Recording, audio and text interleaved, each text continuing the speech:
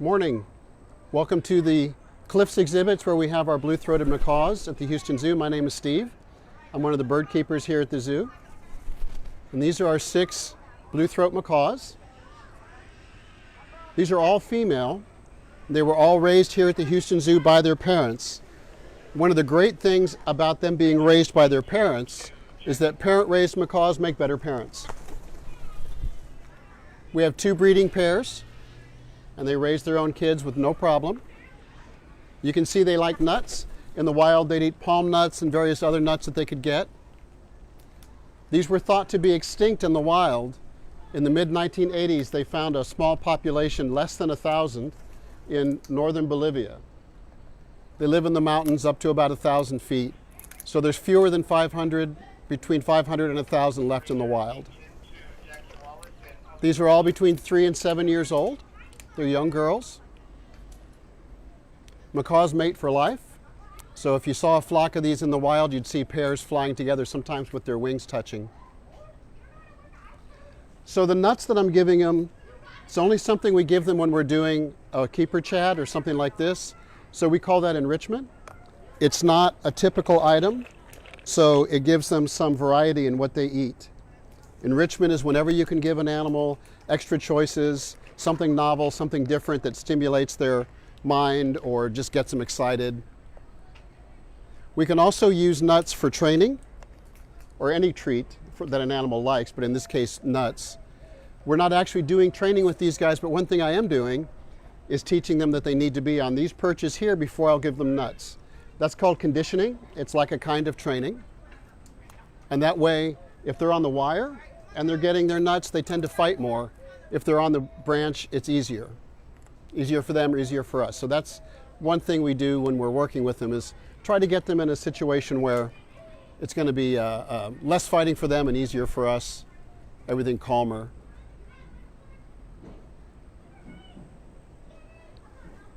Turn what? Is it not on? Oh. Sorry, apparently my walkie-talkie was on. I'm back. So one of the things that's coming up for us is our 100-year anniversary. The zoo started in 1922 with the remnants of a traveling menagerie. There was a buffalo and a couple of Galapagos tortoises, and that was the beginning of the Houston Zoo. So we're going to have a big party on April 30th. Things happening all day long, bands, various other things that people can do. Your admission to the zoo, which you can you can do online. You need to get your admission online. Will get you into all the party as well. If you have a membership, you can come in for free that day. Bring family members. There's various levels of membership, so you can check that out at houstonzoo.org. But there's all kinds of benefits besides that for membership as well, so it's worth looking into.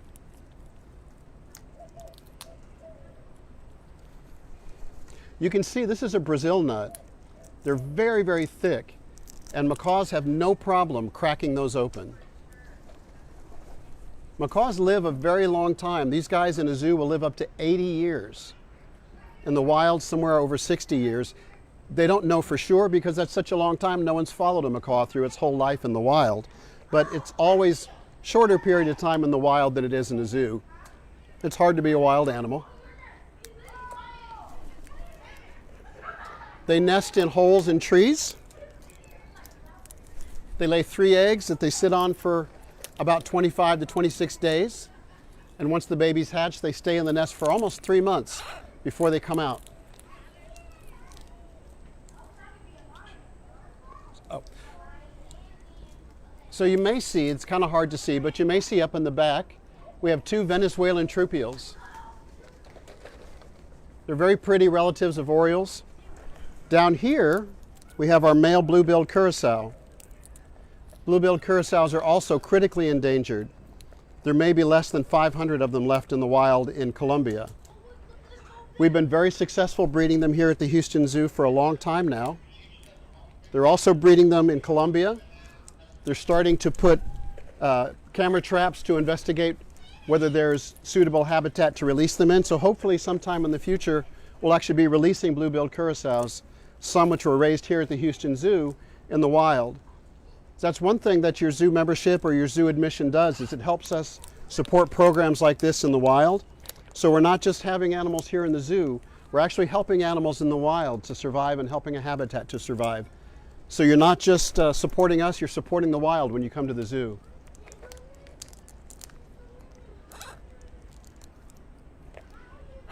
In fact, right now, the female blue-billed curassow, she's not out.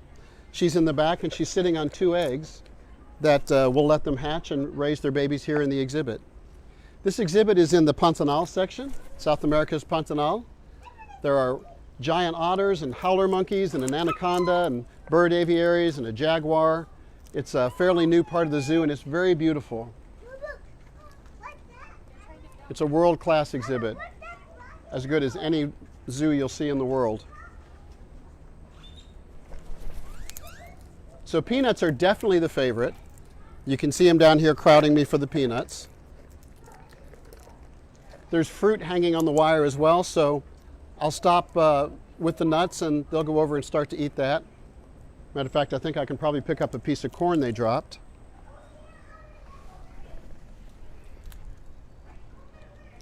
So our 100th anniversary party, we're kicking it off on the 30th of this month, but it's going to last for a whole year. So there'll be events between now and spring of next year when the Galapagos exhibit opens. A good way to keep track of that is just to check in on houstonzoo.org and look at events and see what's going on.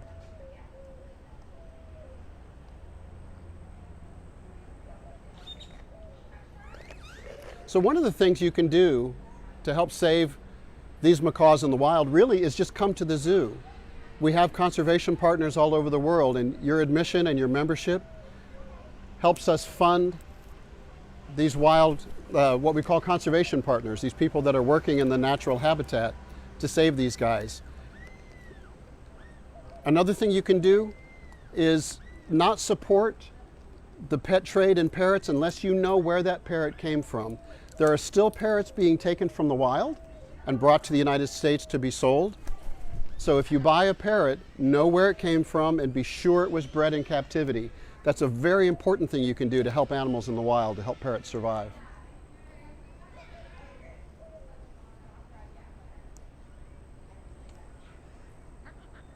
We put the fruit on a skewer. It's a way to hang it up for the birds to go investigate. Parrots are extremely curious. In fact, when I have that hanging up there on the carabiner, I have to make sure the birds don't screw it down so tight that I have to get pliers to take it off.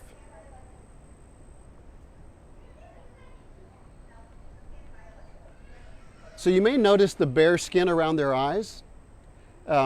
Most macaws have that kind of striping pattern of feathers around their eyes where they have the light skin. That's the kind of thing where it's very hard to say why they have that. You have to understand too, remember that things look very different to a bird. They can see ultraviolet light. So we can't really tell by looking at the light we can see how they look to each other. You may notice that some of the skin, like on this bird here, turns very red. That's just an indication they're excited. It happens sometimes when they're feeling aggressive or just when they're super excited. So a lot's going on right now. There's 2 of us in the cage and there's fruit. But the fruit that we're giving them today is not normal for their diet. So again, this is something that's enrichment. One of the things that happens to an animal in a zoo is they don't have as many choices as a wild animal. So we try to give them food, even if it's something they may not like, they can investigate it, decide I don't like that and not eat it. That is even good for an animal. Something that gives them a choice or something to investigate. So that's the main part of doing the fruit enrichment.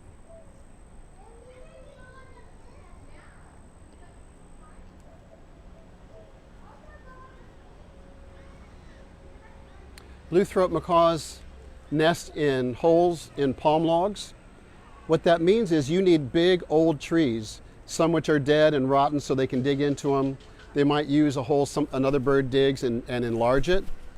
So you need what's called old growth forest. This is forest that's been growing long enough that there are young trees, old trees, dead trees. Even if there's enough food for them in the wild, if there's no place for them to nest, then the population won't survive. Their population is stable, but it's very, very small. So it doesn't take a whole lot to tip the scales towards extinction when there's only less than 1,000 of them left in the wild.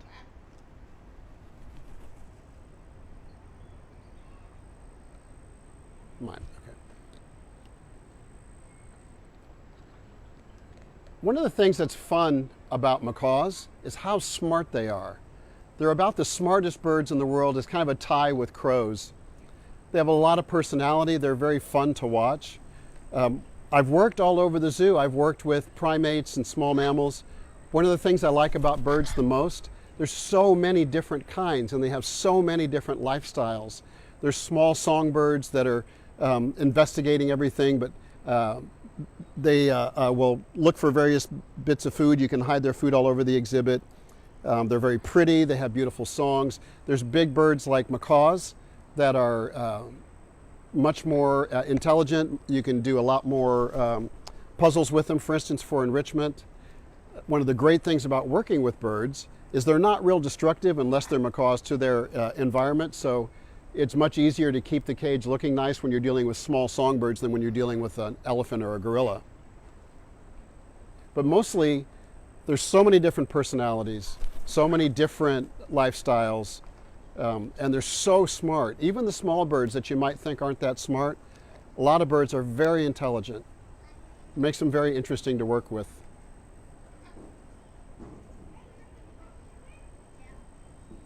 One of the things a zookeeper does, we do occasionally catch and restrain a bird so the vets can work on them. We don't necessarily need any medical training ourselves to work with the animals, but you do need to be familiar with capture and restraint. You need to know how to hold a bird so the vet can draw blood or give an injection. We have vet techs at the zoo that work with the veterinarians as medical assistants, physician's assistants really, and work in the lab. Keepers are responsible for keeping the exhibit safe, making sure it's secure, making sure the animals are healthy, that you're feeding them properly every day. One of the things we have to do, and I say that like that because it's so much fun, is to stand and watch our animals. The more you observe them, the more you learn, the more you'll see if someone's not feeling good. So you need to know how to spot a bird that's not feeling good, and that just takes experience. One of the things about parrots, and they're being quiet right now because they're really interested in whether or not I'm going to give them some food, is that they're very loud. So two things you need to consider if you ever think you want a large parrot for a pet: how loud they are, how destructive they are, and how long they live. A parrot like this that lives up to 80 years, if you buy this, you're going to have to leave it to somebody in your will because it's probably going to outlive you. And they are very, very noisy. They also need a lot of attention. They're like a dog that needs attention on a regular basis, and if they don't get it, then they will start screeching more and they can actually start hurting themselves. Parrots do make engaging pets, but you have to know what you're getting into, know how much work they are, and how long they live before you think about making a commitment like that to a bird like a macaw.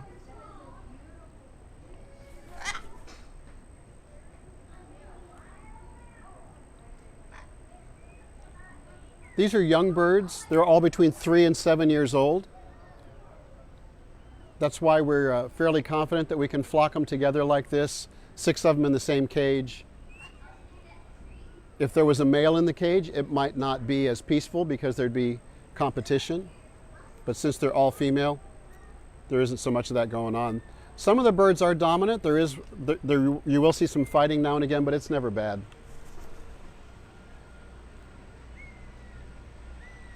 So thanks for tuning in this morning.